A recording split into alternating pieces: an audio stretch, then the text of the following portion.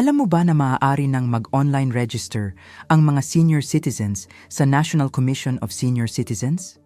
Mas madali na ngayon ang pagpaparehistro para ma-update ang inyong impormasyon sa national database at masigurong makakatanggap ng mga benepisyo at programa para sa mga nakatatanda. Una, ihanda ang mga kinakailangang dokumento tulad ng valid ID, birth certificate at proof of address. Siguraduhing malinaw ang mga scanned copy o larawan ng inyong mga dokumento bago i-upload. Sunod, pumunta sa official online registration portal na ibinibigay ng inyong lokal na OSCA office, punan ng kumpleto ang registration form at i-upload ang mga requirements. Pagkatapos mag-submit, hintayin lamang ang confirmation o verification message.